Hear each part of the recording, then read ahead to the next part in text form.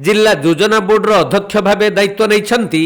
बालेश्वर जिला सिमुलिया विधायक तथा पूर्वतन मंत्री पद्मलोचन पंडा।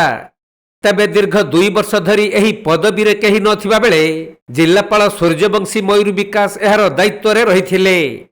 एबे राज्य सरकार सिमुलिया विधायक श्री पंडा को बालेश्वर जिला योजना बोर्डर अध्यक्ष भाव दायित्व प्रदान करिसंती। एही अवसर में बहु विशिष्ट व्यक्ति माने श्री पंडा को स्वागत संबर्धना प्रदान करिसंती।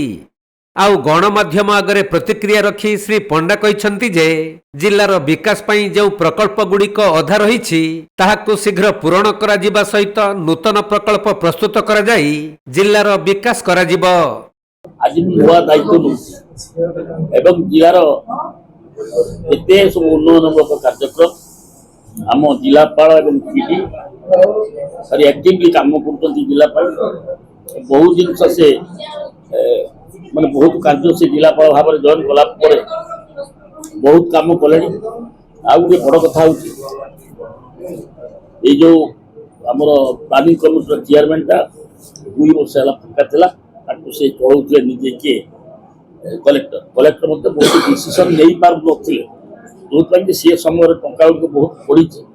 गोटे आम धन्यवाद देवी आम गवर्नर एवं आम सीएम एवं आम मनमोहन सामल एवं आम प्रताप नना एवं आमर जो मैंने अच्छा आम जिलापाल और पीडी समस्त को धन्यवाद दूँ अनुरोध कर बालेश्वर जिला को थे कही बालेश्वर जिला what Baleshwar things today Odisha things tomorrow. Baleshwar का सब क्षेत्र धान फान मीनर जिला हूँ बालेश्वर। ये शिक्षा मान शिक्षित संख्या ये बहुत जोटा कि ओडिशार जी तुलना कर 30टा जिला भितर बालेश्वर नंबर 1 सब क्षेत्र। ये ज्ञानी गुणी एवं कवि सब आम ये जन्म नहीं फकीर मोहन सेना ये जन्म नहीं राधानाथ राय ये मत अभियुक्त बालेश्वर नहीं जोटा कि आम भद्रक ये करना हरेकृष्ण महता भद्रक में सर आम जो लक्ष्मीकांत आहत ये कि रचयिता होती आम बुढ़ा संख्यार रचयिता जोटा कि सारा पृथ्वी में बर्तमान से आदृत हो बड़ बड़ मनीषी मैंने ये जन्म नहीं ये माटी हूँ आमर इतिहास माटी ये जन्म हूँ स्वाधीनता ये माटी हूँ स्वाधीनता संग्राम माटी ये सब हिसाब कले थ्रू 30टा जिले सबुठ शिक्षित संख्या सब बालेश्वर एवं कि पॉलिटिशियन तो आरंभ कर सब क्षेत्र में बालेश्वर जिला आगे मुझे बालेश्वर जिला आज चिंता करे ओडिशा आसंता काली चिंता करे आगे माटी तापर पार्टी तेणु आज मु मुख्यमंत्री मोहन माझी एवं आमर गवर्नर एवं अन्य मंत्री आम धर्मेन्द्र प्रधान प्रताप षडंगी आमर जो कहते जो मैंने आम जो दायित्व अच्छे बालेश्वर जिले में आम सब एमएलए मान ये पदवी हूँ निर्दिष्ट दल सब आमर जो एमएलए माने अच्छी आम जिला परिषद अच्छी आमर सब जिते कार्य सब या सहित संश्लिष्ट सूता भाया लगी चार तेणु आज मो पाखे बालेश्वर जिलापाल भी अच्छा पीडी अच्छा डायरेक्टर भी अच्छा आम आज मु दायित्व नेली को श्रेय देवी आमर प्रिय मुख्यमंत्री एवं श्रेय देवी माननीय धर्मेन्द्र प्रधान को श्रेय देवी प्रताप षडंगी को जी आम मान्यवर पूर्वतन मंत्री एवं मान्यवर एमपी एवं श्रेय देवी ऑल एमएलए मान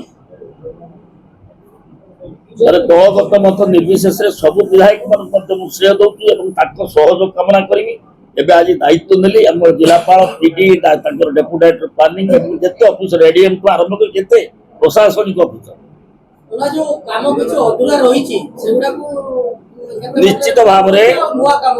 निश्चित भाव बहुत ये जो डबल इन सरकार पैसा दबार के उठाबोध करते ये जिला को सब हाएस्ट पैसा आसो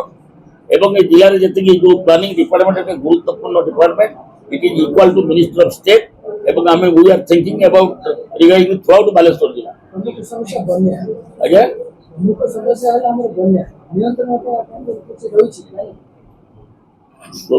बड़ कथा हूँ राज्य सरकार ठिकणा समय ठिकणा निष्पत्ति मिलते एवं से मु भी जानी नी मत जो प्लानिंग कमिटी चेयरमैन बालेश्वर जिले कहते मुझे जानी नी देखा मुख्यमंत्री मत फोन कर ना आप दायित्व ଏବଂ ଆମେ ନେଇଥିବା ପଇସା ଆମର ଗୋଟେ ଟିମ୍ ୱାର୍କ କରି ଆରେ ଆମେ ଜିଲ୍ଲାରେ ଯୋଉ ଚେୟାରମ୍ୟାନ ହେଲି ଏଟା ମୋର କାମ ଏକୁ ଜାଣିନି ଏ ଟୋଟାଲ ଟିମ୍ ୱାର୍କରେ ଯାହା ଯାହା ଜିଲ୍ଲାର କାମ ଦରକାର ସେ ସବୁ କରାଯିବ ଏବଂ ତା ସଙ୍ଗେ ସଙ୍ଗେ ଆମର ବହୁତ ଫଣ୍ଡ ଯେହେତୁ ଗୋଟେ ଚେୟାରମ୍ୟାନ କେହି ନାହାନ୍ତି କଲେକ୍ଟର ନିଜେ ଦାୟିତ୍ୱରେ ଥିଲେ ବର୍ତ୍ତମାନ ସେ ବହୁତ ଜିନିଷ ଡିସିସନ ନେଇପାରୁନଥିଲେ କିନ୍ତୁ ବିଭିନ୍ନ ଫଣ୍ଡ ଅଛି ଯୋଉ ଆମର ଇଏ କଣ କଣ ଫଣ୍ଡ ଅଛି